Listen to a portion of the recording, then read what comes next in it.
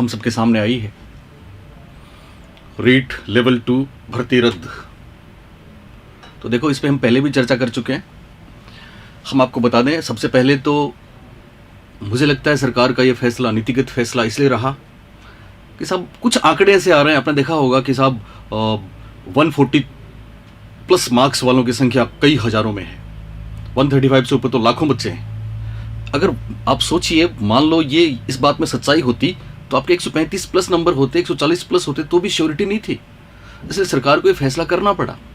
हाँ, निश्चित रूप से जिन बच्चों ने मेहनत की है और मेहनत करके अच्छे मार्क्स लेके आए हैं उनके लिए जरूर ये निराश कर देने वाली खबर है, पर आपको निराश नहीं होना है, आपको हताश नहीं होना है, क्योंकि साथ में ये भी तो घोषणा की है कि आपके लिए 32,000 पोस्ट अभी आने वाली हैं, माफ़ करें 62,000 पोस्ट आने वाली हैं। हालांकि ये 62,000 पोस्ट जो हैं उसमें से 15,000 लेवल फर्स्ट के जो बच्चे अभी चले जाएंगे, ज्वाइन कर लेंगे, वो उनके लिए लेस हो जाएंगी। इसका मतलब क्या होगा? इसका मतलब 47,000 पोस्ट रीट की अपने सामने आने वाली हैं। और मुझे लगता है कि जैसा अभी सीएम साहब ने बोला है, 15 मार्च के बाद ये विज्ञप्ति जारी कर देंगे वो। और ख़ास बात, इस बार 2 पेपर होंगे, एक एलिजिबिलिटी टेस्ट होगा और दूसरा जो है उसकी 2 संभावनाएं हैं। या तो हो सकता है दूसरा पेपर सब्जेक्ट वाइज लें, सब्जेक्ट जैसे कि लेवल 2 में 3 सब्जेक्ट हैं। पहला लैंग्वेज है, लैंग्वेज में आपके हिंदी, संस्कृत, इंग्लिश सारे हैं। दूसरा एक ग्रुप बनेगा साइंस मैथ का, और तीसरा जो ग्रुप है, जब बाकी जितने सब्जेक्ट बच गए उनको मिला के एसएस का। तो इस तरह से सब्जेक्ट वाइज पेपर दूसरा हो सकता है। लेकिन ये भी हो सकता है कि दूसरे पेपर को फिर एक कॉमन, सबको मिला के एक कॉमन पेपर कर दें। तो जैसा भी होगा हमारे सामने आ जाएगा। हमको कम से कम अभी से तैयारी शुरू कर देनी है और ये मान के कि साहब एक अवसर है, एक मौका है, एक अपॉर्चुनिटी है। लेवल 1 वाले बच्चों के लिए तो निश्चित रूप से जश्न का माहौल है, क्योंकि उनको ये आखिरी मौका मिला है जिसमें एक सिंगल एग्जाम से उनकी पोस्टिंग होने वाली है। तो मैं उन सब बच्चों को बधाई देता हूं जिन्होंने मेहनत करके लेवल फर्स्ट में अच्छे मार्क्स हासिल किए हैं और वो इस रेस में हैं। उन सबको बहुत बहुत बधाई हो, क्योंकि उनको अब सीधे ज्वाइनिंग ही मिलने वाली है। लेवल फर्स्ट के वो बच्चे जो थोड़े कम मार्क्स लेके आए हैं, नीचे रह गए, उनके लिए वापस एक मौका है, वापस एक अवसर है, पर उनके लिए भी 2 परीक्षा होगी। ठीक है, तो आने वाली जो एग्जाम है रीट की, वो उसकी 2 पेपर होंगे। एक पहला स्क्रीनिंग होगा और दूसरा मे बी सब्जेक्ट वाइज, अगर सब्जेक्ट वाइज हुआ तो अभी हमने बात करी वो होगा, और नहीं तो फिर एक कॉमन पेपर भी करा सकते हैं। अभी जैसे घोषणा की थी सीएम साहब ने, जस्टिस व्यास कमेटी बनाई है, तो हमको ये जरूर मानना है कि कम से कम एक अच्छा काम होगा कि आने वाले टाइम में हो सकता है ऐसी कोई चीटिंग ना हो सकता है ऐसा कोई फ्रॉड ना हो, इसकी हमें उम्मीद है। और सरकार निश्चित रूप से जो कदम उठा रही है उससे हमें ये इस उम्मीद को और बल मिलता है कि ऐसा होगा। तो हमको मान के चलना है कि बहुत जल्दी आपके सामने मौका है। 15,000 लेवल फर्स्ट वालों के लिए तो अभी ज्वाइनिंग है, उसके बाद बाकी जो बचते हैं तो मैं समझता हूँ लगभग 50,000 के आसपास, 47,000 के आसपास आपके लिए मौका है। L2 वालों को 32, 34, 32, 34,000 सीट मिलने वाली हैं। तो दिल लगा के अभी से आप जुट जाइए। उन बच्चों के लिए थोड़ा अफसोस है जिन्होंने बहुत मेहनत की, अच्छे मार्क्स लिए, लेकिन कोई नहीं, आपको बस थोड़ा सा 4 महीने 6 महीने का डिले है वो करना पड़ेगा। और कई बार क्या होता है कि ऐसा त्याग, ऐसा सेक्रीफाइस बाद में आने वाले बच्चों के लिए भी अच्छा होगा, क्योंकि हम सब ये चाहते हैं कि राजस्थान में परीक्षाओं में कोई धांधली ना हो, कोई फ्रॉड ना हो, और शायद ये इसमें एक माइलस्टोन होगा, एक मील का पत्थर होगा। तो इसके बारे में अभी हम इतनी बात करेंगे और इसे पात्रता कर देते, आपके कमेंट्स देख रहा हूँ, तो पहले वालों के साथ देखो, इसे पात्रता करने में एक प्रॉब्लम आ रही थी। प्रॉब्लम ये आ रही थी कि बहुत से बच्चे ऐसे भी हैं जिनके 90 नंबर से कम हैं, फिर वो कहते हैं कि साहब हमको पहले बताया क्यों नहीं, पात्रता आप कैसे कर सकते हो, तो उनको भी एक मौका मिलेगा। और एक और खास बात है, अब जो रीट की बहुत बड़ी भर्ती आएगी उसमें एज का रिलैक्सेशन भी होगा, मतलब सब लोग शामिल हो पाएंगे। तो मुझे याद आ रहा है वही 2004-05 में और 6-7 में जो परीक्षाएं हुई थी जिसमें ओवर एज की काफ़ी छूट दी गई थी और बहुत से जॉब मिले थे सबको। तो ऐसी उम्मीद करते हैं हम सबको आने वाले 2022 के साल में जॉब मिलने वाले हैं, और हम सब बहुत दिल लगा के तैयारी करेंगे, मेहनत करेंगे। और हम आपको कहते हैं ना बार बार, आपके सपने भी वही हैं, हमारे सपने भी वही हैं, तो हम सब मिलके प्रयास करेंगे और इसमें हमको फ़ायदा मिलेगा। ओके, चलिए सर, चित्रा अलवर सर, इसके पात्रता घोषित करते तब हमारे साथ साथ न्याय। देखो कोई नहीं, जो हुआ ये मान के चलो, जो हुआ उसको हमको एक अवसर के रूप में लेना है, ठीक है। भारती मीना सर हमारा क्या दोस्त था? बिल्कुल आपका कोई दोष नहीं था, दोस्त व्यवस्था का था, दोस्त सिस्टम का था, आपने बहुत मेहनत की। आकाशदीप सर एग्ज़ाम कब तक हो सकता है? हाँ, एग्ज़ाम जैसा कि मुझे लगता है मार्च में विज्ञप्ति जारी होगी और फिर कम से कम 4 महीने का समय मान के चलें तो जुलाई अगस्त में भी एग्ज़ाम हमको देखने को मिलेगा।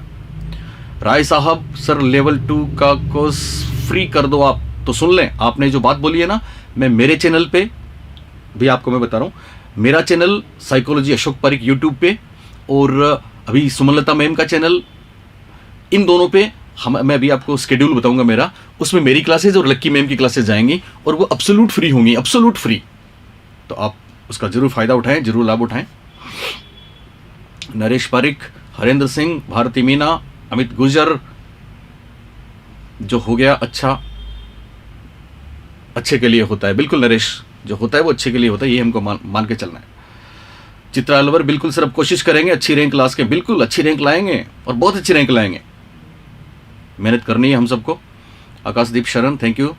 ओके बेटा, चलिए तो अब हम बात करें आज की। फर्स्ट लेवल की भी जांच होनी चाहिए सर। हाँ, मे बी अगर कुछ है तो जांच होगी और निश्चित रूप से चीज़ें सामने आएंगी, पर अभी हमको वक्त जाया नहीं करना है। और एक चीज़ मैं चाहता हूँ, इस सरकार से मेरी अपील भी है कि अब परीक्षा जितनी जल्दी करवा सकें उतनी जल्दी करवाएं, इसमें ज़्यादा वक्त ना लें।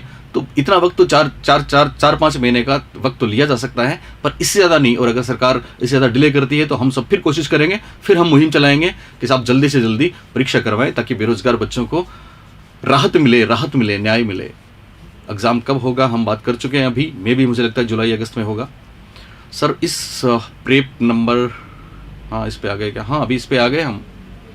ओके, तो चलिए आते हैं अपने मुद्दे पे। तो आज हम एक मॉक टेस्ट आपके लिए लेके आए हैं और ये टेस्ट जो कि पहला मॉक टेस्ट है, इससे पहले हम एक बार आपसे मिले थे लकी मैम के साथ, तो उसमें कुछ हमने क्वेश्चंस किए थे। आज अपना पहला मॉक टेस्ट है। तो देखो मैं यहाँ पे 2-3 इन्फॉर्मेशन आपको देना चाहता हूँ। तो पहली सूचना ध्यान दें, ये एक शेड्यूल रहेगा और ये मैं आपको बता दूं, अभी हमने इनिशियली 2 चैनल पे स्टार्ट किया है। तो कल से मेरे चैनल पे भी आएगा साइकोलॉजी अशोक पारिक, वापस सुन लें। जो लोग नए हैं, जिन्होंने मेरा चैनल सब्सक्राइब नहीं किया है, वापस सुन लें। Psychology Ashok Pareek YouTube channel पे और सुमनलता मैम का ये जो चैनल है, इस पे दोनों पे पैरेलल क्लासेस चलेंगी। और ये क्लासेस होंगी, आप इसमें देख सकते हैं, मंडे को 7 से 8 साइकोलॉजी, मंडे 7 से 8 साइकोलॉजी होगी। और उसके बाद वेडनेसडे को फिर 7 से 8 साइकोलॉजी होगी और उसके बाद फ्राइडे को फिर साइकोलॉजी होगी। तो अभी वीक में 3 दिन तो एटलीस्ट आप माने, इसको हम 4 भी कर सकते हैं, संडे भी कर सकते हैं, पर अभी वीक में 3 दिन वापस देख लें आप। Monday 7 to 8 PM, Wednesday 7 to 8 PM, मतलब टाइम 7 से 8 का रहेगा अपना। और 3 दिन रहेंगे, मंडे, सोमवार, बुधवार और शुक्रवार। 3 दिन आपको साइकोलॉजी की क्लासेस मिलेंगी और फ्री मिलेंगी, बिल्कुल 2 चैनल पे मिलेंगी। मैं आपको फिर बता दूं, साइकोलॉजी अशोक पारिक पे और सुमनलता मैम के चैनल पे, ठीक है। ये जो 3 क्लासेस होंगी, उनमें कभी 2 क्लासेस मेरी होंगी, एक डॉक्टर लकी आहूजा मैम की होगी, कभी 2 क्लासेस उनकी होंगी, एक मेरी होगी। तो वीक में एटलीस्ट 3 क्लासेस हम आपको फ्री दे रहे हैं, तो इसका आपको पूरा फायदा उठाना है। सर थ्योरी कब कराओगे? बिल्कुल थ्योरी भी कराएंगे, टेस्ट सीरीज भी कराएंगे, सब कुछ कराएंगे, मॉक टेस्ट भी चलेंगे। हम हर वो काम करेंगे जो आपको आपकी मंजिल पे पहुंचा देगा, हमारी तरफ से कोई कमी नहीं रहेगी। ओके, तो शेड्यूल आपने देखा। उसके बाद अगली महत्वपूर्ण बात, हम जो भी यहां पे क्लास लेंगे, लाइव क्लास हमारी जो भी होगी, चाहे मॉक टेस्ट हो, चाहे थियरी हो, चाहे कोई आपका टेस्ट सीरीज का हो, चाहे कुछ और हो, चाहे डिस्कशंस हो, उसकी कंप्लीट PDF के लिए आप हमारे टेलीग्राम चैनल को भी ज्वाइन करें। और टेलीग्राम चैनल का एड्रेस आपके सामने है, प्रेप ऑनलाइन सरकारी नौकरी, प्रेप ऑनलाइन सरकारी नौकरी। इस टेलीग्राम चैनल पे आपको तमाम PDF मिलेंगी जो हम यहाँ पे पढ़ा रहे हैं, वो सारी चीज़ें आपको वहाँ पे उपलब्ध होंगी। तो 3 चीज़ें याद रखेंगे आप। चैनल कल से परसों जो क्लास होगी वो 2 चैनल पे जाएगी, साइकोलॉजी अशोक पारिक पे भी जाएगी, और ये जो चैनल करंट है सुमनलता मैम का, इस पे आपकी क्लास जा ही रही है। सेकेंड ध्यान रखना है, मंडे, सोमवार, बुधवार और शुक्रवार 7 से 8 बजे आपको साइकोलॉजी लाइव मिलेगी। अपने सब दोस्तों को भी आप बता दें कि सर लाइव आएंगे, मैम लाइव आएंगी। ओके, और तीसरा, इसकी PDF लेने के लिए आपको प्रेप ऑनलाइन सरकारी नौकरी चैनल ज्वाइन करना है, यहां पे आपको पीडीएफ मिलेगी। ओके, और अब चलते हैं आज के मॉक टेस्ट पे। तो देखो, आज हमने आपके लिए जो जो प्रश्न लिए हैं वो दरअसल कुछ तो कंस्ट्रक्टिविज्म अप्रोच पे हैं और कुछ बाल मनोविज्ञान की चीज़ें हैं, सीडीपी है। तो मैं चाहूँगा कि थोड़ा सा हम इनको देख लें, आपको इससे थोड़ी अप्रोच मिलेगी कि सब इस तरह से हमको शब्दों में ध्यान रखना है कि कहाँ नहीं का क्या हो जाता है, कहीं पे एक्सेप्ट का क्या होता है, कहीं सिवाय का क्या होता है, और जहाँ जरूरत पड़े इंग्लिश के वर्ड्स भी काम आते हैं। तो कुछ ऐसे ही कॉन्सेप्ट लेके आज के ये 15 प्रश्न हम करेंगे। तो सबसे पहले मैं आपको बता दूं, पहला प्रश्न जो है और वो है, बच्चे प्रभावी रूप से सीखते हैं। पहला प्रश्न आपके सामने है, बच्चे प्रभावी रूप से सीखते हैं जब, यानी कब। तो ये इफेक्टिवली लर्निंग का इन चारों में से आपको बताना है कि कौन सा तरीका बेहतर है। पहला ऑप्शन है, जब शिक्षक कक्ष में होने वाली सभी घटनाओं व बच्चों को पूर्ण रूप से नियंत्रित करता है। ध्यान रखना है, कुछ कीवर्ड्स होंगे जो डिसाइड कर देंगे। टीचर फुली कंट्रोल्स एवरीथिंग, हर चीज पे कंट्रोल किसका? टीचर का। दूसरा ऑप्शन है, वे पाठ्यपुस्तक में दिए गए तथ्यों को याद करते हैं। मतलब इफेक्टिवली लर्न कब करता है बच्चा, प्रभावी रूप से शिक्षण कब होगा उसका। तो उसके लिए एक ऑप्शन है कि पाठ्यपुस्तक में जो भी दिया है उसको क्या करेंगे? मेमोराइज करेंगे, मेमोराइज। तीसरा ऑप्शन है, वे शाम पट पर अध्यापक के द्वारा लिखे गए उत्तरों की नकल करते हैं। दे कॉपी आंसर्स, कॉपी करेंगे बोर्ड पे जो लिखा है। और चौथा है, वे विभिन्न गतिविधियों एवं कार्यों में सक्रिय रूप से भाग लेंगे। कैसे भाग लेंगे? सक्रिय रूप से भाग लेंगे, एक्टिवली पार्टिसिपेट करेंगे। ओके, तो बोलिए answer. Prince Thar D, Hemi Chaudhary D, Amit Gujar. Okay, answer भी दो बेटा। लता डी, मुकुट भारती शर्मा डी बोल रहे हैं। मिस क्वीन क्रिएशन 22 डी बोल रहे हो। मंजू कुमारी भी डी बोल रही हैं। मनु जाट भी डी बोल रहे हैं। काजल यादव डी बोल रहे हैं। वाला चौधरी डी। ओके ओके, आप सबके जवाब राइट है। सही जवाब है निश्चित रूप से डी। यहां देखो, आपको क्या ध्यान रखना है, स्पेशली पेडागोजी के प्रश्नों में आपको ध्यान रखना है कि ये जो कीवर्ड्स हैं, और स्पेशली इफेक्टिव लर्निंग बोले या कई बार हम पढ़ते हैं संरचनावादी अधिगम, कई बार पढ़ते हैं हम रचनावादी अधिगम, ठीक है ना। कुछ खास बातें हैं, हमेशा याद रखना। एक तो जहां पे बच्चों को इन्वॉल्व किया जाता है वो आपका ऑप्शन राइट होगा, वो ऑप्शन राइट होगा। जहां बच्चे एक्टिवली पार्टिसिपेट करते हैं, वो चाहे प्रश्न पूछ के करें, चाहे हैंड्स ऑन एक्टिविटी करें, चाहे कुछ और गतिविधि करें, तो बेहतर आंसर होता है। और शिक्षक हमेशा यहाँ फैसिलिटेटर होता है, शिक्षक केवल सहायता देता है। तो ऐसी कोई बात जिसमें रटने वाली बात हो, ऐसी कोई बात जिसमें पुनरावृत्ति वाली बात हो, ऐसी कोई चीज जिसमें अनुशासन की बात हो, कंट्रोल की बात हो, पाठ्यपुस्तक पर आधारित चीज की बात हो, एक कंट्रोल्ड एनवायरनमेंट की बात हो, वो हमेशा गलत होगा। और जहां बच्चे आपस में चर्चा करें, ग्रुप्स बनाएं, बच्चों के अनुभव शिक्षक और सबके सामने शेयर करने के मौके मिले, जहां पे बच्चे इजी फील करें और जहां पे डिस्कशंस हो, ऐसे आंसर हमेशा राइट होते हैं। जीवन की वास्तविकताओं से जोड़ने वाली चीजें आए तो वो भी हमेशा राइट होती हैं। ओके, तो इसका सही जवाब अब आप देखिए, पहला ऑप्शन था इसलिए गलत हुआ कि पूरा टीचर का कंट्रोल है तो फिर बच्चे इफेक्टिवली कैसे सीखेंगे। दूसरे में क्या था? पाठ्यपुस्तक के आधार पे मेमोराइज करना, तो मेमोराइज को हम अच्छा नहीं मानते, ठीक है ना। कंसेप्चुअल लर्निंग को अच्छा मानते हैं, रटने को अच्छा नहीं मानते। तीसरा है कॉपी कर रहे हैं, तो कॉपी करने में भी नया कुछ नहीं है, अपनी तरफ से कुछ नहीं है, बल्कि इसमें वो ऐसी गतिविधियां करेंगे जिसमें खुद शामिल होंगे। इसको बोलते हैं एक्टिवली पार्टिसिपेशन है, और ये हमेशा, और वो भी क्या, डिफरेंट एक्टिविटीज में। तो ये राइट आंसर होगा। तो पहले प्रश्न का सही जवाब हो गया ऑप्शन नंबर 4। अब चलते हैं आगे। और दूसरा, फिर देखिए ऐसा एक बेहतरीन सवाल आपके लिए। जब शिक्षक को विद्यार्थियों एवं उनकी योग्यताओं के बारे में सकारात्मक विश्वास होता है, आप समझिए प्रश्न की, जब आप ये समझना शुरू कर देंगे तो मजा आ जाएगा आपको। यानी टीचर विद्यार्थियों की एबिलिटीज के बारे में पॉजिटिव है, उसके बिलीफ्स पॉजिटिव हैं, यानी वो मानता है। पॉजिटिव क्या होता है? शिक्षक पॉजिटिव कब होता है? जब वो ये मानता है कि मेरे बच्चे अच्छे हैं, मेरे बच्चे सीख सकते हैं। और नेगेटिव तब होगा, तुमको कुछ नहीं, तुम्हारा कुछ नहीं हो सकता, तुम्हें कुछ नहीं आता, तुम कुछ नहीं कर सकते। तो ये नेगेटिव वाली बातें तो करनी नहीं है हमको परीक्षा में।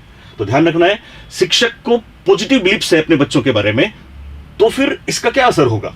पहला ऑप्शन है सीखने के लिए उत्सुक एवं प्रेरित रहते हैं। कौन? स्टूडेंट्स, बच्चे। ऐसा अगर है तो पहले ऑप्शन में बच्चे सीखने के लिए उत्सुक और प्रेरित रहेंगे, मोटिवेटेड रहेंगे, ईगर रहेंगे। दूसरा ऑप्शन है निश्चिंत हो जाते हैं, निश्चिंत का मतलब रिलैक्स्ड हो जाते हैं, तथा सीखने के लिए किसी भी तरह का प्रयास करना बंद कर देते हैं, प्रयास ही बंद कर देंगे। तीसरा ऑप्शन देखिए, बच्चों का उत्साह भंग हो जाता है और वे दबाव में आ जाते हैं, डिमोटिवेटेड होते हैं और स्ट्रेस में चले जाते हैं, स्ट्रेस्ड, दबाव में आ जाते हैं। और चौथा है किसी भी रूप में प्रभावित नहीं होते हैं, किसी भी रूप में प्रभावित नहीं होते हैं। तो बोलिए इसका सही जवाब क्या होना चाहिए? हमारा जो एनालिसिस है उसको देख के आप आराम से आइडिया लगा रहे हैं, और आप जितने लोगों ने जवाब दिया है, रिंकू, हेमी, मनु जाट, डोरीलाल राजपूत, राजमीना, सर मैं भी आ गया, ओके वेलकम बेटा, रानी नागर, आकाश, आप सबके जवाब बिल्कुल सही हैं। सही जवाब है ऑप्शन नंबर 1, बिल्कुल सही जवाब है। क्योंकि सकारात्मक बिलीफ है शिक्षक में बच्चों के प्रति, तो ये बच्चों को भी क्या करेगा? बच्चों को भी मोटिवेट करेगा, इसलिए इसका आंसर हो गया बच्चे मोटिवेटेड हैं। ठीक है, यहां गलतियां क्या हैं?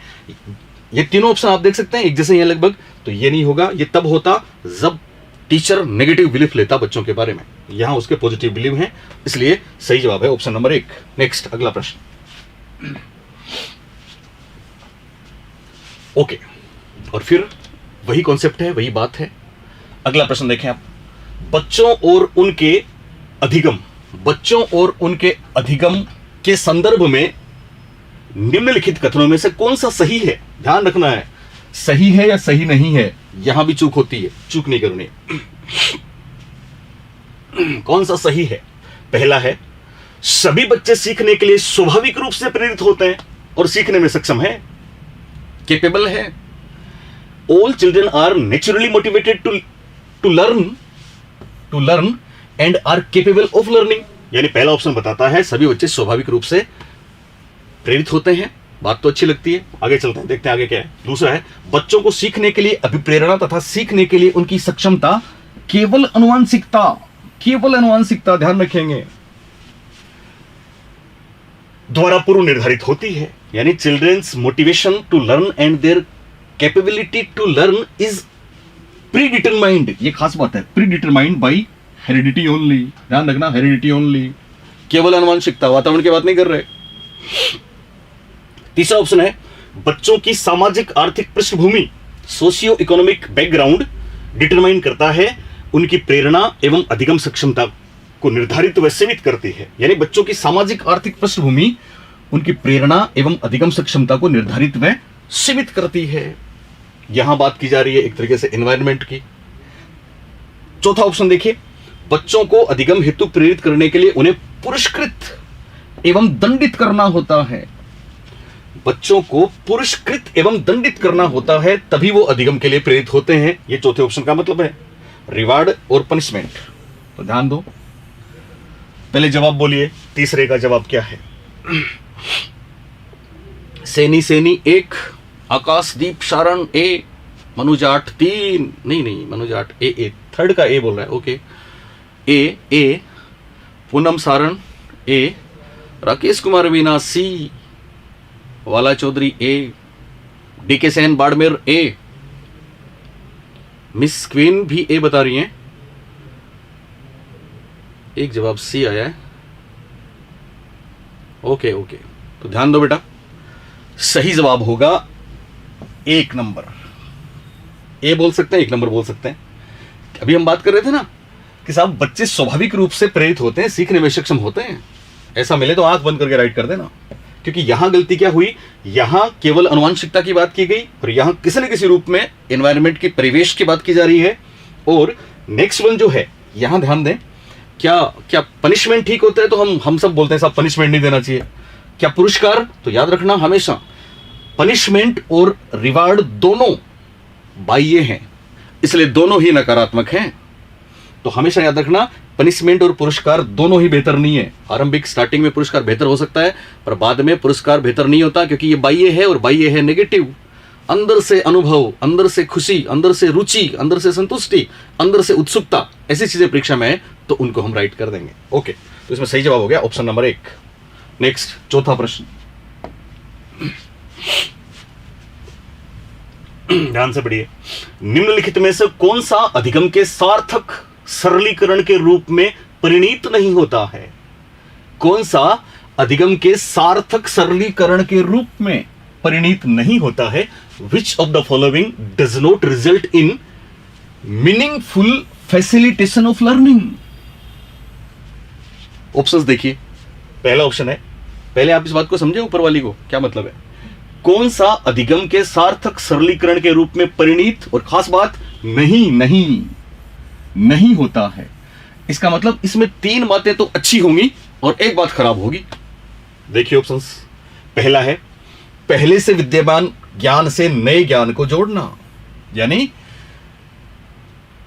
न्यू प्रीवियस नॉलेज और न्यू नॉलेज या प्री एग्जिस्टिंग नॉलेज दोनों को कनेक्ट करना है।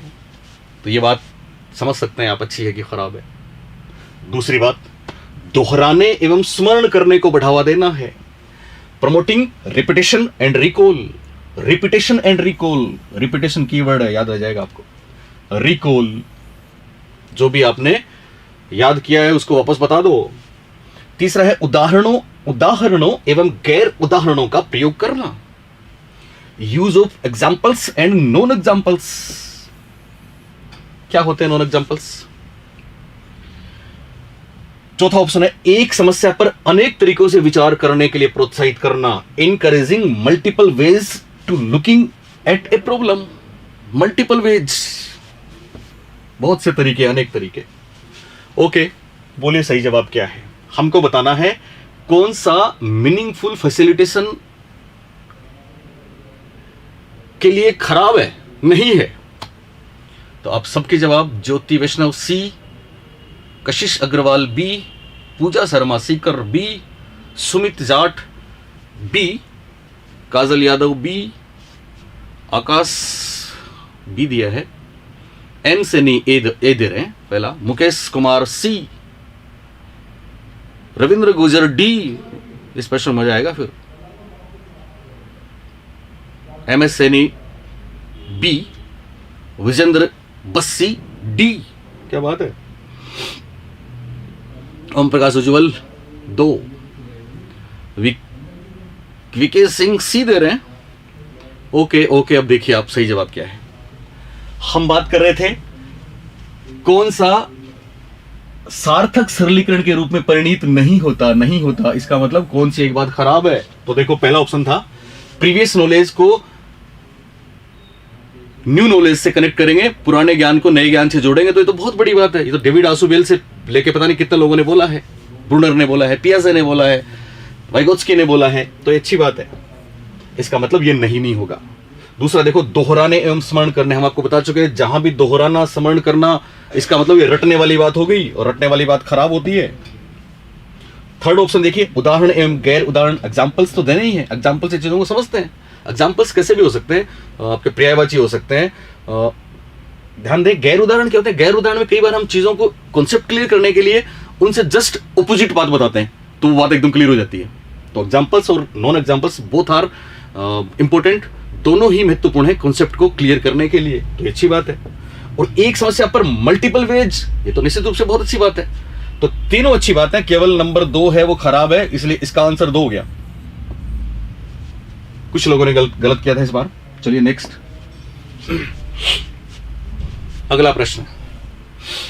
राजू सर जी, मैंने आपके पास पढ़कर रीट 2021 में 28 नंबर आए हैं। आप बहुत अच्छा पढ़ाते हो, इनकी किताब भी बहुत अच्छी है। Thank you Raju. सब बच्चे जान लेंगे अभी हमें, है ना, हम और बेहतर करेंगे सब मिलके। अलवर सर जी, कब हो गया टेस्ट, पता ही नहीं चला। कोई बात नहीं, अभी तो शुरुआत है ना, टेस्ट होते रहेंगे। अभी आप जागते रहना, सोना मत। ओके, सुमित, रेनू टेलर, दिख नहीं रहा है, डीके सनी बाड़मेर दिख नहीं रहा। क्या नहीं दिख रहा आपको? कलर बोलिए, मेरे को कमेंट करें, क्या नहीं दिख रहा? इसका पेन का कलर चेंज करूं? बहुत ही helpful sir, great personality, thank you. Suraj Singh Tomar, Usha Meena, nice sir ji. Okay बेटा। अजीत राय, सर मैं यूपी से हूं। अजीत राव, मजा आ गया सर, आपके पढ़ाने का तरीका देख के मुझे अच्छा लगा, थैंक यू। हाँ सर, कलर नहीं दिख रहा। किसका कलर नहीं दिख रहा? देवी भाकल बघेल, रविंद्र गुजर, हाँ सर दिख नहीं रहा क्लियर, अच्छा क्लियर बोलोगे कलर, तो क्या नहीं दिख रहा, ये वाला मैं बात करूंगा आज इनसे ना, तो इसका कलर चेंज करवा देंगे। या मेरे पेन का कलर तो ठीक है, बताइए आप, मैंने रेड कलर लिया है तो व्हाइट लूं, पेन का कलर बोलिए, व्हाइट लूं कि रेड, पेन का कलर बोलो, पेन का कलर। विजेंद्र बसी कह रहा है सर मुझे 30 लाने हैं, बिल्कुल 30 मिलेंगे। बोर्ड पर सर रीट लेवल 1 62,000, देखो रीट लेवल 1 में कुल मिला के 30,000, रीट लेवल 2 में कुल मिला के 32,000, तो 62 हो गए ना। पर रीट लेवल 1 में अभी 15,000 बच्चों को तो सीधी ज्वाइनिंग दे देंगे, तो फिर अगली जो भर्ती आएगी उसमें रीट लेवल 1 के 15,000 पोस्ट आएंगे वापस, और लेवल 2 के 32,000 पोस्ट आ रही हैं। तो सबके लिए एक तरीके से अच्छी बात है, बस केवल कुछ बच्चे ऐसे हैं जो काफ़ी निराश हैं, तो उनको निराश नहीं होना है। हमने एक पहले भी वीडियो बना के आपको बताया था। ओके ओके ओके सर ये छोटे छोटे अक्षर हैं इसलिए, ओके ओके इनको बड़े करवाएंगे, ओके कोई बात नहीं बेटा। चलिए आइए इस प्रश्न पे, निम्नलिखित में से कौन से एक संरचनात्मक परिवेश के साथ, अब वही वाली बात है, संरचनात्मक परिवेश क्या है, और कुछ नहीं है बल्कि कंस्ट्रक्टिविस्ट एनवायरनमेंट है, यानी संरचनावाद है, संरचनावादी अधिगम है, संरचनावादी क्लासरूम की बात कर रहे हैं। तो कौन सा एक संरचनावाद परिवेश के साथ अनुकूल नहीं हो रहा, तो फिर ध्यान देंगे एक ऑप्शन ऐसा है जो संरचनावादी अधिगम के खिलाफ है, बाकी 3 अच्छी बातें होंगी। तो पहला ऑप्शन देखिए, पहला ऑप्शन है विद्यार्थियों को जटिल, सार्थक एवं समस्या आधारित गतिविधियों में लगे रहने के लिए लगातार अवसर प्रदान किए जाते हैं, यानी विद्यार्थियों को अपॉर्चुनिटी दी जा रही है कि वो शामिल हो। ओके। दूसरा ऑप्शन है विद्यार्थी सहयोगात्मक तरीके से कार्य करते हैं, कोलैबोरेशन के साथ काम करते हैं, दूसरों से चर्चा करते हैं, मिलकर काम कर रहे हैं, सहयोगात्मक तरीके से कार्य करते हैं, और आपस में कार्य केंद्रित वार्ता में लगे रहने के लिए सहयोग दिया जाता है। तो आपस में डायलॉग भी करते हैं, और डायलॉग फालतू के डायलॉग नहीं करते जैसे कभी कभी आप करते हो, बल्कि ये टास्क ओरिएंटेड डायलॉग होते हैं जिनमें सार्थक बातें बच्चे करते हैं, बातों के द्वारा ही सीखते हैं। तीसरा ऑप्शन है शिक्षक प्रमुख प्रकरणों के संबंध में, प्रमुख प्रकरण मतलब जो टॉपिक्स हैं, उनके टॉपिक्स के बारे में विद्यार्थियों के विचारों एवं अनुभवों को प्राप्त करते हैं, यानी शिक्षक प्राप्त करते हैं, इसका मतलब विद्यार्थी उनको एक्सप्रेस करते हैं तभी तो प्राप्त करेंगे, और उनके वर्तमान ज्ञान की पुनः संरचना या विस्तृत करने के लिए शिक्षण अधिगम की योजना बनाते हैं। देखो शब्दों के खेल हैं, इस जाल में आपको उलझना नहीं है।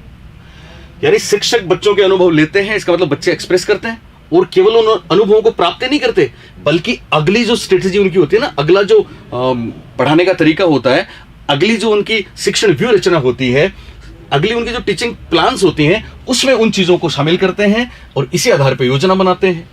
और चौथा ऑप्शन देखिए, अध्यापक विशिष्ट सत्रावसान। ओहो, अध्यापक विशिष्ट सत्रावसान, specific end of the term. सत्रावसान का मतलब जो एंड में होता है ना, असेसमेंट, परीक्षा, वार्षिक परीक्षा हो गई, ये सत्रावसान हो गया। अध्यापक विशिष्ट सत्रावसान मूल्यांकन राजनीतियों, राजनीति मतलब स्ट्रेटेजी है, तो हिंदी में ऐसे कन्वर्जन होता है, तर्जुमा ऐसा ही होता है यहाँ पे।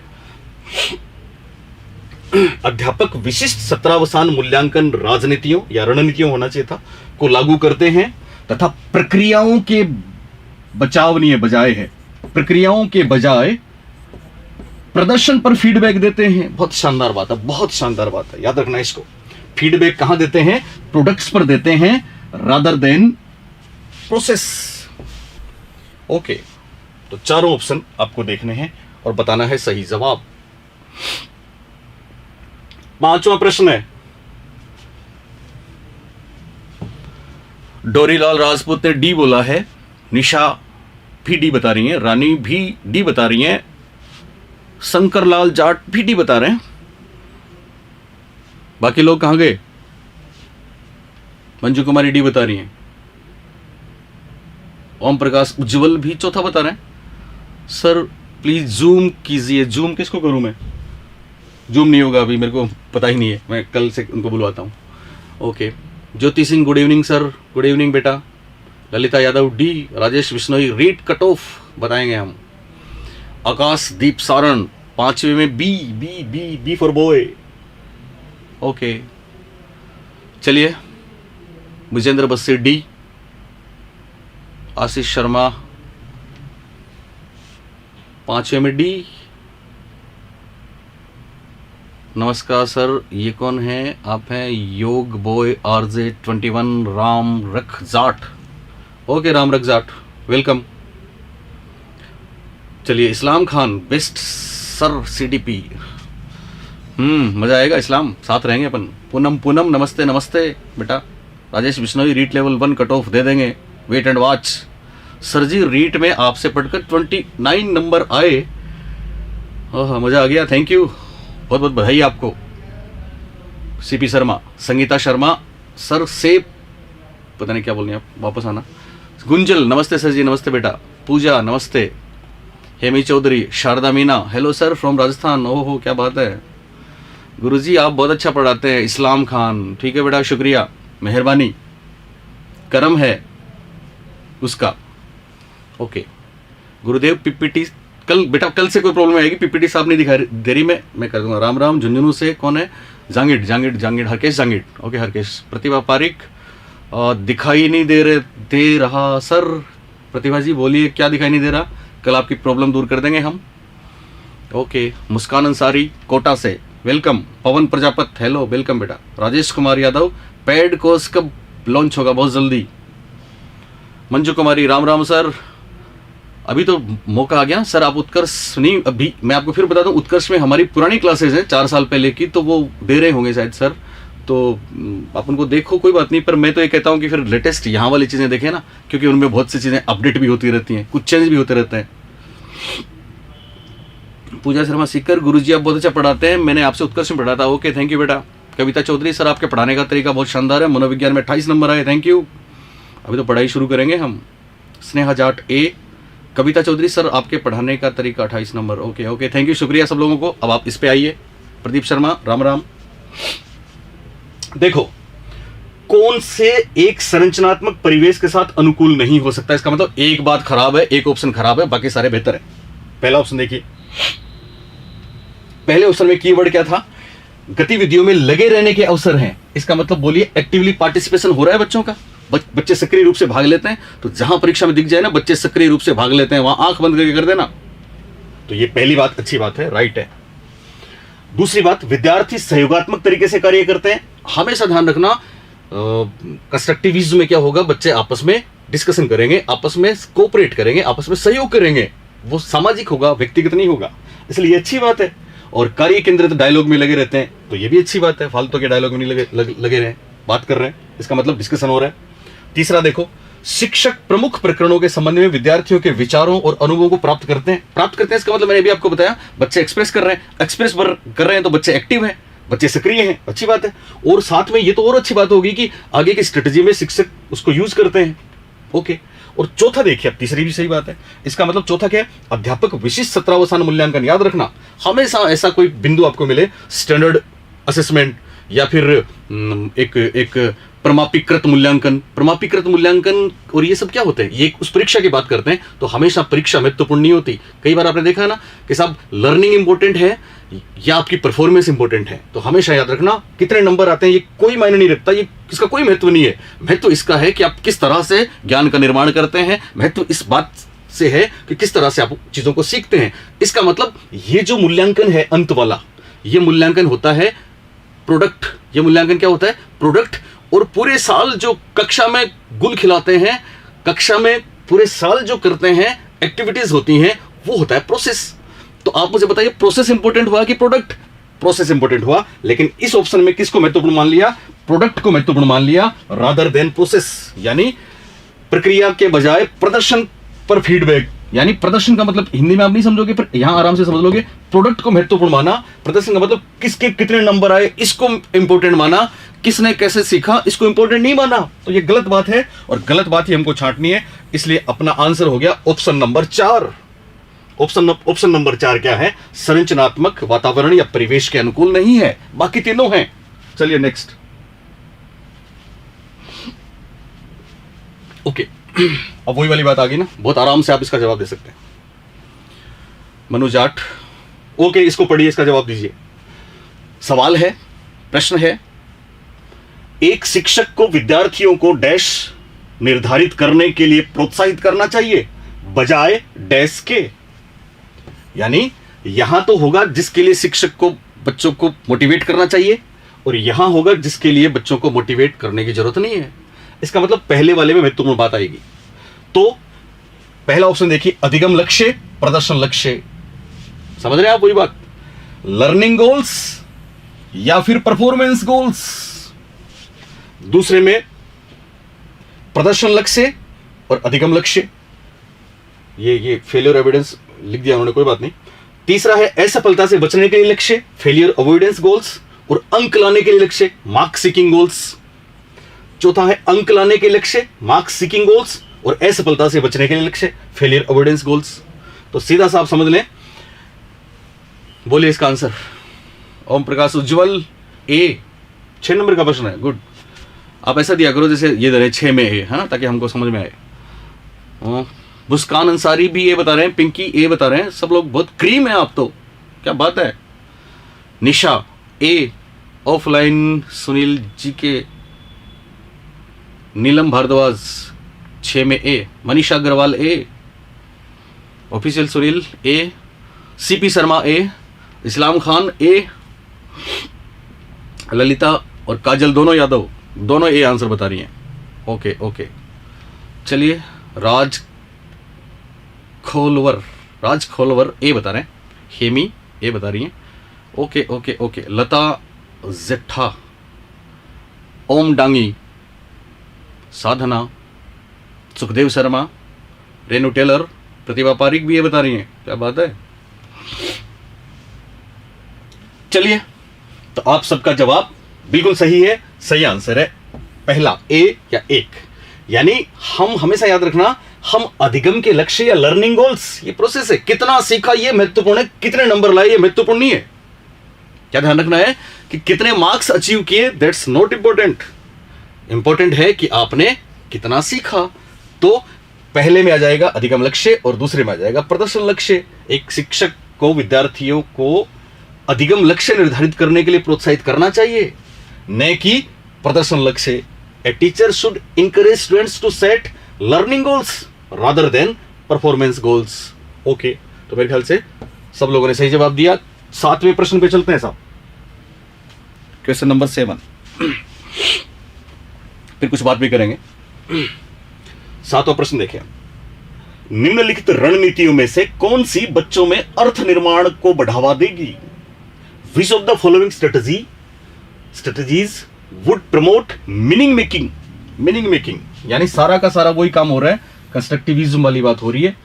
अर्थ निर्माण कितना इंपॉर्टेंट है, ठीक है, पर कौन सी, ध्यान दें, कौन सी बच्चों में अर्थ निर्माण को बढ़ावा देगी? इसका मतलब 4 में से एक बात ऐसी होगी जो इस परिवेश के अनुकूल होगी, जो मीनिंग मेकिंग लर्निंग के लिए सही होगी, और बाकी 3 खराब है। पहला ऑप्शन देखिए, अन्वेषण एवं परिचर्चा, एक्सप्लोरेशन एंड डिस्कशन। दूसरा ऑप्शन है सूचनाओं का संचरण, ट्रांसमिशन ऑफ इंफॉर्मेशन, सूचनाओं का संचरण। तीसरा है दंडात्मक साधनों का प्रयोग करना, यूजिंग प्यूनिटिव मेजर्स, दंड देना। और चौथा है एक रूप एवं मानकीकृत परीक्षण, एक रूप एवं मानकीकृत परीक्षण, uniform and standardised testing, standardised testing और यूनिफॉर्म। ओके, बोलिए 7वें में जवाब दीजिए, पता लगता है आपको। CB sir, Manisha Agarwal D, 7वें में डी दे रही हो आप। स्नेहा जाट 7वें में ए, मनु जाट 7वें में ए, रानी नागर 7वें में। अच्छा, ऐसा क्यों होता है कि ऑडियंस पोल हमेशा ठीक ही होता है, कभी कभी नहीं होता? गुरुजी आपसे मिलना है, जयपुर कब आ रहे हो? गुरुजी अभी जयपुर ही हूं बेटा। मोहित कुमार ए, रिंकू दोहारे ए, हेमी चौधरी ए, शंकरलाल जाट ए, सुखदेव शर्मा ए, ऑफलाइन सुनील ए, विवेक चौधरी ए, ललिता यादव ए। क्या बात है। Narsi Indoria, sir please increase the front. वो कल ही होगा बेटा, है ना, अभी तो आप इससे काम चलाओ। ओके, आप सबको बधाई, इस बार भी सबके आंसर राइट। सही जवाब है 1, क्योंकि इससे बेहतर कुछ नहीं है। अन्वेषण एवं परिचर्चा, एक्सप्लोरेशन एंड डिस्कशन हम बता चुके हैं, सबसे महत्वपूर्ण है। यहां क्या था? सूचनाओं का संचरण क्या होता है? तो ध्यान दें, सूचनाओं का संचरण वही इंफॉर्मेशन को एक जगह से दूसरी जगह ले जाना है। अगर आपने दिमाग में रटा हुआ है तो उसको बाहर निकालना है। तो यहां पे क्या होगा, कुछ नई चीज नहीं जोड़ रहे हम, कुछ नया नहीं बन रहा, कुछ मीनिंग मेकिंग नहीं हो रहा, केवल इंफॉर्मेशन जो है हम उसी को प्रेजेंट कर रहे हैं। इसका मतलब मीनिंग मेकिंग नहीं है, अर्थपूर्ण अधिगम नहीं है, बेहतर नहीं है। तीसरा है दंड तो वैसे ही बेहतर नहीं होगा, तो दूसरा भी गलत है, तीसरा भी। चौथा देखिए आप, अभी हम बात कर रहे थे ना एक रूप एवं मानकीकृत परीक्षण। देखो एक रूप यूनिफॉर्म टेस्ट का मतलब क्या हुआ, सबको एक ही डंडे से एक ही लाठी से हाँकना है, ये कहां का न्याय है? ये तो गलत बात है। और स्टैंडर्डाइज्ड टेस्टिंग का मतलब भी वही है। ओके, तो कुल मिलाकर इसमें सही जवाब हो गया फर्स्ट, 7वें में एक राइट आंसर है। अब चलते हैं नेक्स्ट 8वें नंबर पे। ओहो, अभी 15 प्रश्न है अपने। चलिए, फिर वो एक कंस्ट्रक्टिविस्ट फ्रेम की बात आ गई। संरचनात्मक ढांचे में बच्चे को किस रूप में देखा जाता है? संरचनात्मक ढांचे में बच्चे को किस रूप में देखा जाता है? ओके, पहला ऑप्शन है लघु वयस्क, बहुत शानदार चीज है, लघु वयस्क के रूप में, जो सभी पक्षों जैसे आकार, संज्ञान तथा संवेग में वयस्क की तुलना में कम है। यानी miniature adult who is less than adult in all aspect such as size, cognition, emotions. बहुत शानदार बात है। दूसरा ऑप्शन और भी शानदार है, कोरी पटिया, टेबुला रासा, जॉन लॉक, या खाली स्लेट, ब्लैंक स्लेट, जिसके जीवन को अनुभव के द्वारा पूर्ण रूप से आकार दिया जाता है। Whose life is helped entirely by experiences। यानी बच्चा तो ब्लैंक स्लेट है, पर अनुभव उसको मिलेंगे तो फिर निर्माण होगा साहब। तीसरा ऑप्शन है एक निष्क्रिय प्राणी जिसे अनुबंधन के द्वारा किसी भी रूप में आकार दिया जा सकता है तथा ढाला जा सकता है, बिहेवियरिस्ट, व्यवहारवादी, वाटसन। ए पैसिव बीइंग, निष्क्रिय प्राणी। चौथा ऑप्शन देखिए, एक समस्या समाधान करने वाला तथा वैज्ञानिक अन्वेषक के रूप में, a problem solver and A scientific investigator.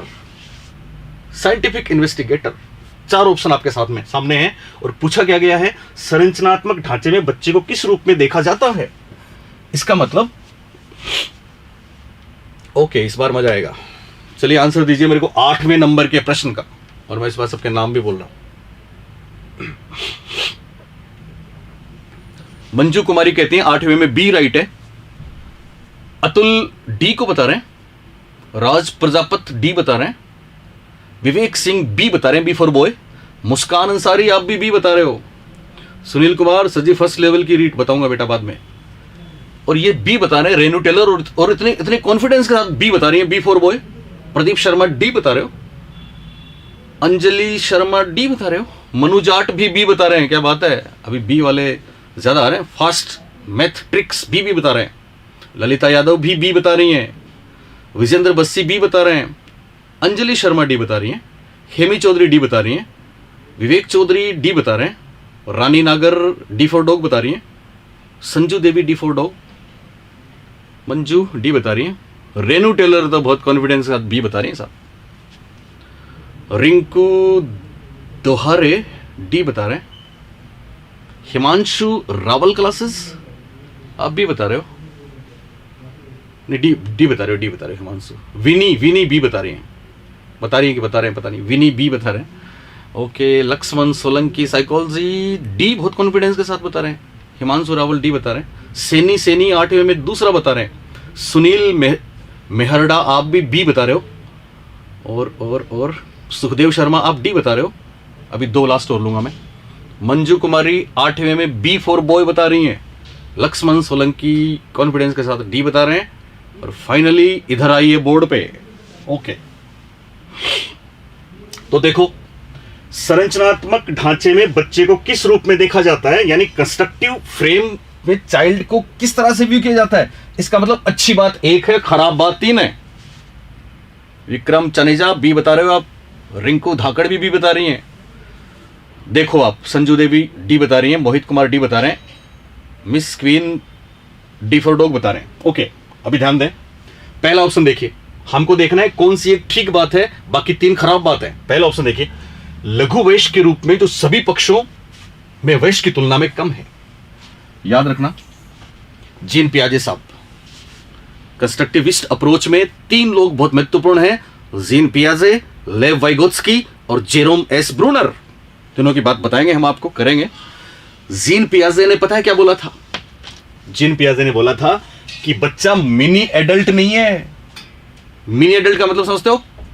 Mini bus जानते हो ना, बड़ी बस में सवारियां ज्यादा और मिनी बस में सवारियां कम।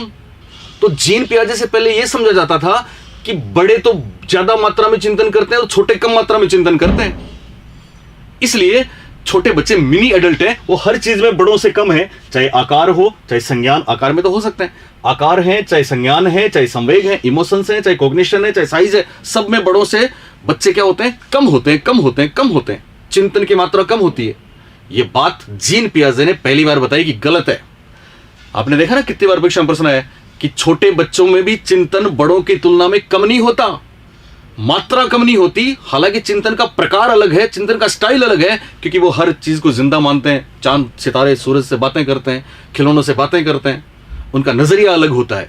इसका मतलब उनका नजरिया अलग है, उनके चिंतन का प्रकार अलग है, पर उनका चिंतन बड़ों से मात्रा में किसी भी रूप में कम नहीं है। और यहां बोला है कम है, इसका मतलब ये ऑप्शन हो गया गलत।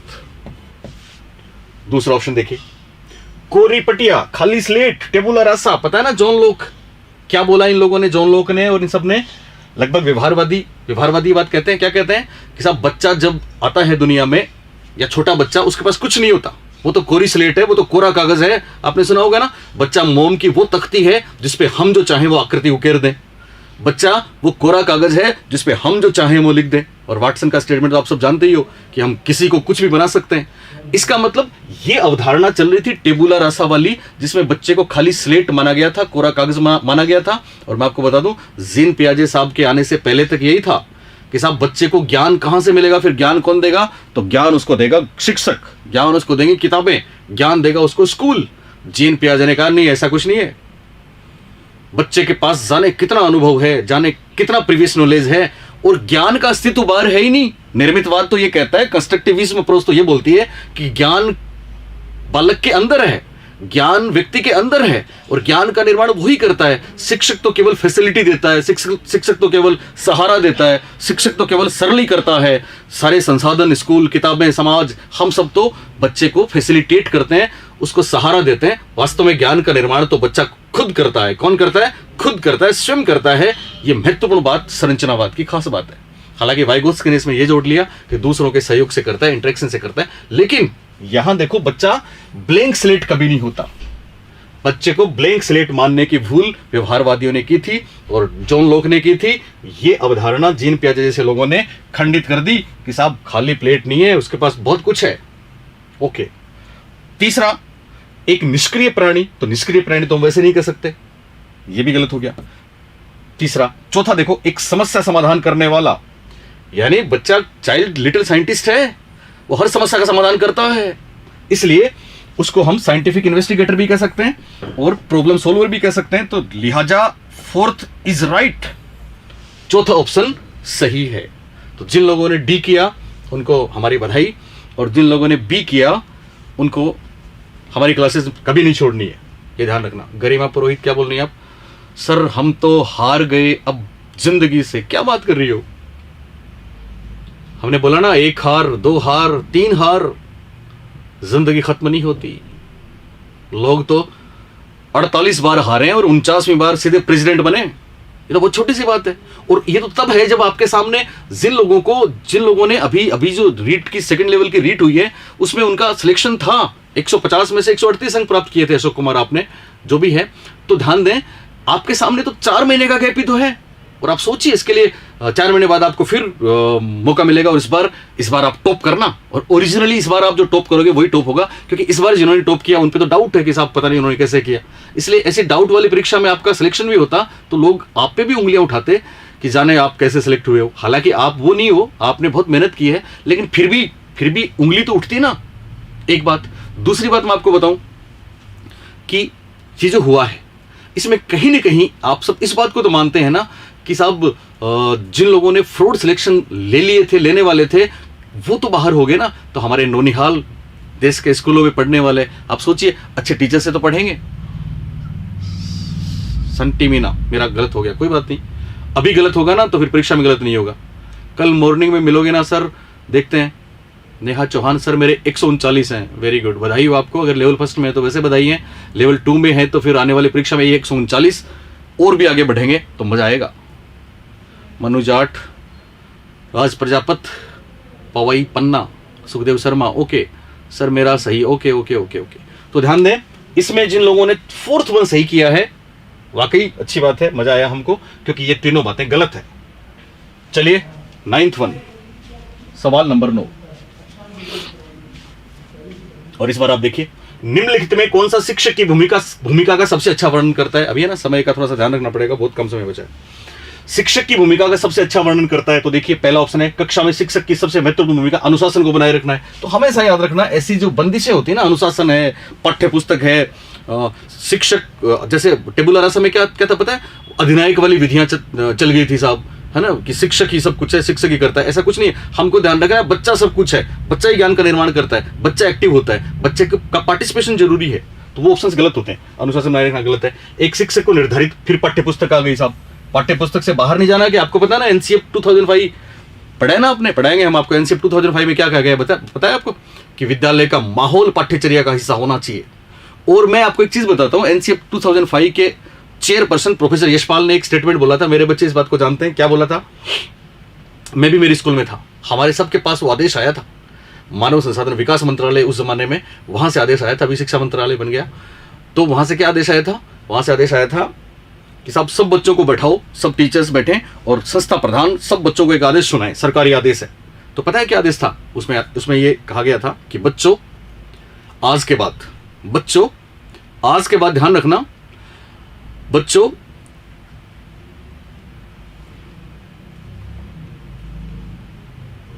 धूप में निकलो, आदेश था, बच्चों धूप में निकलो, बारिश में नहाकर तो देखो, धूप में निकलो, बारिश में नहाकर तो देखो, जिंदगी क्या है किताबों को हटाकर तो देखो।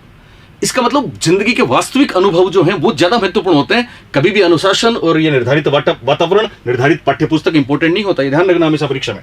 तीसरा, पाठ्यक्रम को समय पर पूरा करने के साथ साथ दोहराना। अब देखिए दोहराना आ गया इसमें, रिवीजन, दोहराना, रिवीजन रटना तो कभी पसंद नहीं किया जाता। तय समय पर पूरा करना, यह भी एक तरीके की फॉर्मेलिटी है, फॉर्मेलिटीज में विश्वास नहीं करेंगे साहब। चौथा है आराम के लिए जगह बनाना। अब देखिए आराम के लिए जगह बोला यहां पे, क्रिएटिंग ए रिलैक्स स्पेस, तो आराम का मतलब सोना नहीं है, बल्कि कौन सी आराम है, जहां बच्चे संवाद और पूछताछ, यानी वहां पे बच्चे क्या करेंगे, डायलॉग करेंगे और इंक्वायरी करेंगे, उसके माध्यम से सीखते हैं। तो यहां पे बच्चे डायलॉग करेंगे, बोलेंगे, इंक्वायरी करेंगे, और इजी रिलैक्स क्यों है, क्योंकि इन पे कोई दबाव नहीं है, शिक्षक का कोई दबाव नहीं है, वातावरण का कोई दबाव नहीं है, तय समय पर पाठ्यक्रम पूरा करने का कोई दबाव नहीं है, बल्कि वो तो आप आसपास के माहौल से सीखेंगे, बातें करेंगे। ओके, तो राइट आंसर है नंबर 4, चौथा सही जवाब है। चलिए नेक्स्ट 10वां प्रश्न, और 10वें प्रश्न देखिए, निम्नलिखित में से कौन सा बच्चों में अधिगम में सुधार के लिए सबसे अधिक उपयुक्त है। यानी अच्छी बात, सबसे अधिक उपयुक्त है, तो हो सकता है एक से ज्यादा बातें अच्छी हो, पर हमको बेस्ट आंसर छांटना होता है। पहला है नियमित मूल्यांकन परीक्षा आयोजित की जानी चाहिए। तो निश्चित रूप से नियमित मूल्यांकन, रेगुलर असेसमेंट, वही बाध्यता वाली बात है, वही बंधन वाली बात है, तो हमको बंधन पसंद नहीं है साहब। दूसरा ऑप्शन देखिए, शिक्षक को विभिन्न उदाहरणों और चित्रों का उपयोग करके विषय की व्याख्या करनी चाहिए। ओके, अच्छी बात है। तीसरा, कक्षा में सभी प्रकार की शिक्षण सामग्री होनी चाहिए। बिल्कुल, बहुत अच्छी बात है। All types of learning materials should be there in the class. और फोर्थ वन है, शिक्षक को वास्तविक जीवन स्थितियों पर बच्चों को एक दूसरे के साथ बातचीत करने में मदद करनी चाहिए। Teacher should facilitate children to interact with each other on real life situations. Okay, तो देखिए सही जवाब क्या होगा। समय कम है इसलिए मैं आपके कमेंट्स नहीं ले रहा। सबसे उपयुक्त, तो ये तो उपयुक्त नहीं है साहब। दूसरा, शिक्षक को उदाहरणों और चित्रों का उपयोग करके विषय की व्याख्या करनी चाहिए। बात खराब है कि ठीक है? ठीक है, लेकिन इतनी ठीक नहीं है। क्यों ठीक नहीं है? क्यों ठीक नहीं बताइए आप मेरे को? क्योंकि इसमें बच्चे का कोई रोल नहीं है, इसमें शिक्षक की व्याख्या कर रहा है। भले ही वो चित्र दिखा रहा है, भले ही वो सहायक सामग्री यूज कर रहा है, पर बच्चे का पार्टिसिपेशन तो है ही नहीं। ऐसा ही तीसरे में है, सभी प्रकार की शिक्षण सामग्री होनी चाहिए, पर इसमें बच्चा इन्वॉल्व हो रहा है, ये कहां बताया? बच्चा तो इसमें इन्वॉल्व हो रहा है, एक दूसरे से बातचीत कर रहा है और शिक्षक उनकी मदद कर रहा है, और बातचीत भी रियल लाइफ सिचुएशन की कर रहा है। तो बहुत अच्छा आंसर है नंबर 4। नेक्स्ट, तो देखो पेडागोजी में हम आपको इतना सॉलिड कर देंगे कि जब भी आप सीटेट, रीट, सेकंड ग्रेड कुछ भी देने जाओ, ऐसे 4-5 प्रश्न आपको हर परीक्षा में मिलते हैं और गारंटी से मिलते हैं। और वहां गलती क्या होती है, वहां छोटी छोटी गलतियां ये होती है, कहीं नहीं पढ़ते हैं, कहीं हम उनका अर्थ नहीं समझ पाते हैं। चलिए, ब्रूनर की प्रतिबिंबात्मक अवस्था, आइकॉनिक स्टेज, पियाजे के संज्ञानात्मक विकास की किस अवस्था से मिलती है? तो हम सब जानते हैं ब्रूनर की 3 स्टेजेस। सबसे पहली इनएक्टिव, सबसे पहली कौन सी है? इनएक्टिव, बताएंगे हम आपको डिटेल में। 0 से 1.5 वर्ष 18 माह। आपको पता है इनएक्टिव स्टेज में क्या होता है? इनएक्टिव स्टेज में जब दिमाग में बिंब नहीं बनता, पिक्चर नहीं बनती, चिंतन शुरू नहीं होता, तब तक बच्चा केवल गामक क्रियाएं करके अपनी अनुभूति व्यक्त करता है।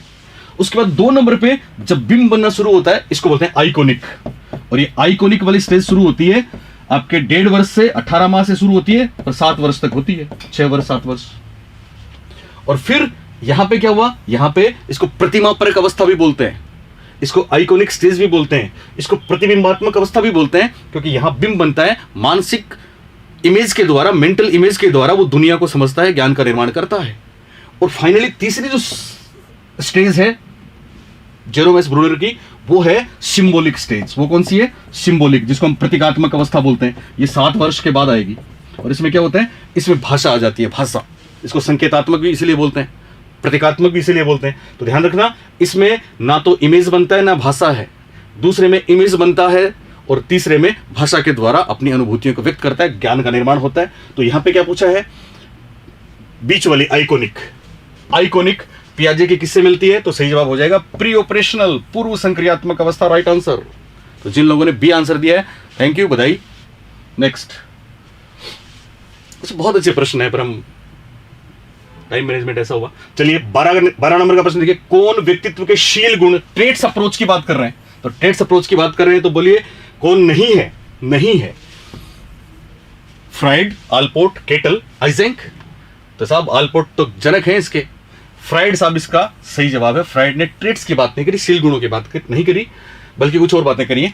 आलपोर्ट ने आपको पता है कितने शील गुण बताए? चलिए कमेंट्स करके मेरे को बताएं, कौन बताएगा आलपोर्ट ने कुल कितने शील गुण बताए? जल्दी जल्दी जल्दी जल्दी जल्दी। गार्डन आलपोर्ट, जी आलपोर्ट ने कुल कितने शील गुण बताए?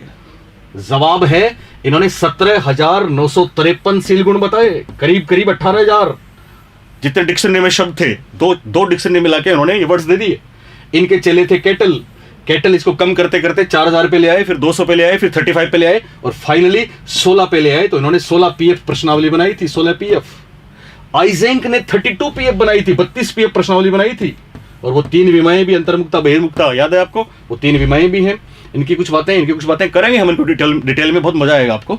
ओके, पर यहां आंसर हो गया फ्राइड। नेक्स्ट, निम्नलिखित में से कौन सा समूह सृजनात्मकता के तत्वों के संबंध में सही है? कौन सा समूह सृजनात्मकता के संबंध में सही है? तो ध्यान देना, एक जैसे मिलते जुलते हैं तो हमको ध्यान रखना है कि कहीं गलती नहीं हो जाए। फ्लुएंसी, फ्लेक्सिबिलिटी, ओरिजिनलिटी, कोलेबोरेशन, इसमें कोलेबोरेशन आ गया, सृजनात्मकता में कोलेबोरेशन नहीं होता। फ्लुएंसी, फ्लेक्सिबिलिटी, ओरिजिनलिटी, इलेबोरेशन होता है, इलेबोरेशन। तो इसका सही जवाब हो जाएगा 2 नंबर, 2 नंबर। ध्यान क्या रखना है, यहां फ्लुएंसी है, यहां फ्रीक्वेंसी है, फ्रीक्वेंसी नहीं है, ठीक है ना? यहां कुछ और हो जाएगा, फिजिबिलिटी है, फिजिबिलिटी नहीं है। तो सही जवाब होगा, 4 तत्व महत्वपूर्ण है। पहला है फ्लुएंसी, प्रवाह, दूसरा है फ्लेक्सिबिलिटी, विविधता या लोचनीयता या नमनीयता, आपने पढ़ा होगा। तीसरा है ओरिजिनलिटी, मौलिकता, और चौथा है विस्तारण, इलेबोरेशन। तो सेकंड ऑप्शन राइट आंसर है। सेकंड लास्ट 2 प्रश्न और बचे हैं। ओके, 14 नंबर का प्रश्न देखिए। एक 4-5 वर्ष के बालक में अपने पिता की अपेक्षा माता के प्रति अत्यधिक प्रेम की भावना विकसित हो जाती है। बालक के व्यवहार में होने वाले इस परिवर्तन को फ्रॉइड द्वारा क्या नाम दिया गया है? तो बेटा मां के प्रति और बेटी पिता के प्रति, बहुत मशहूर है, खूब पढ़े आपने। तो याद रखना, यहां पे बॉयज में जो भावना बनती है प्रेम की मां के प्रति, उसके लिए ओडिपस, और गर्ल्स में जो पिता के प्रति है उसके लिए इलेक्ट्रा। तो इसका आंसर क्या पूछा है इन्होंने? बॉयज का पूछा है। तो बॉयज में कौन सी ग्रंथि आएगी? ओडिपस कॉम्प्लेक्स होगा। बॉयज में क्या होगा? Oedipus complex. अगर गर्ल्स की बात होती तो इलेक्ट्रा कॉम्प्लेक्स हो जाता, ठीक है ना? खुद से प्रेम करने वाली बात होती तो नार्सिसिज्म हो जाता। ये सारे ग्रीक वर्ड्स हैं और प्रतीकात्मक रूप से फ्राइड साहब ने इनको शामिल किया है। और एक बेहतरीन चीज है, जब फ्राइड आप हमसे पढ़ेंगे तो फिर इन सबको आप जानेंगे। सुपर ईगो भी फ्राइड का एक अलग महत्वपूर्ण काम है जो पर्सनैलिटी में है। तो यहाँ पे एटलीस्ट हमको ध्यान रखना है कि बॉयज में है तो ओडिपस, गर्ल्स में है तो इलेक्ट्रा, और यहां लड़के की बात है तो आंसर हो गया ओडिपस कॉम्प्लेक्स, ओडिपस। आज का आखिरी प्रश्न, और वो है निम्न में से कौन सी अवस्था ब्रूनर के संज्ञानात्मक विकास सिद्धांत का अंग नहीं है? यानी 4 में से 3 ब्रूनर साहब की हैं, एक नहीं है। तो आपको अभी देखा, हमने याद है आपको अभी बात की, प्रतिबिंबात्मक अवस्था आइकोनिक स्टेज बिल्कुल है साहब, सिंबॉलिक स्टेज, ओके सॉरी, चलिए जो भी पहली आइकोनिक स्टेज है ना, है। संकेतात्मक सिंबॉलिक स्टेज बिल्कुल है, इनेक्टिव स्टेज बिल्कुल है, इंट्यूसिव स्टेज नहीं है। इंट्यूसिव स्टेज का आंसर है, और आप सब मेरे को बता सकते हैं इंट्यूसिव स्टेज किससे संबंधित है? अंतः प्रज्ञा अवस्था, अंतः प्रज्ञा अवस्था है ये। अंतः प्रज्ञा अवस्था या इंट्यूसिव स्टेज किसने बताई और किससे संबंधित है? कमेंट करके जवाब दें। इसका आंसर 4th वन है, इंट्यूसिव स्टेज, और आपको कमेंट करके जवाब देना है। यस, पुष्पराज जायसवाल, पियाजे ने, शाबाश, वेरी गुड। पर पियाजे ने इंट्यूसिव स्टेज का समय कितना बताया, ये बताओ। तो ध्यान रखना, महत्वपूर्ण बात है। जीन पियाजे ने उनकी जो पहली स्टेज है ना, सेंसरी मोटर स्टेज, उसके 6 सब स्टेजेस बताई हैं। कितनी बताई हैं? 6। और दूसरी प्री ऑपरेशनल है, उसकी कितनी बताई हैं? 2 बताई हैं। एक प्री कंसेप्चुअल स्टेज, पूर्व संकल्पनात्मक अवस्था, और दूसरी अंतः प्रज्ञा या अंतःदर्शी अवस्था, जिसको हम बोलते हैं इंट्यूसिव स्टेज। मेरे को दिखाया क्यों नहीं आपने? देखा हो तो सही जवाब हो गया इंट्यूसिव स्टेज। ओके, तो बच्चों ध्यान दें, लाइव चल रहा हूं ना, चल तो रहा हूं ना अभी। ओके, ध्यान दें, आज जो हुआ रीट वाला, किसी को चिंता नहीं करनी है, किसी को भी चिंता नहीं करनी है। जो टॉपर्स हैं उनको स्पेशली मेरा आग्रह है कि 4 महीने का इंतजार करें। आगे आने वाली परीक्षा बहुत फेयर होगी, बहुत शानदार होगी, और हम आपके साथ रहेंगे। मैं आपको बता चुका हूं, परसों मेरी वापस क्लास है, शेड्यूल मैंने आपको बता दिया है, दोनों चैनल पे जाएगी। साइकोलॉजी अशोक पारिक भी आप सब्सक्राइब कर लें, और सुमलता मैम का तो है ही। थैंक यू, बाय, शबा खैर।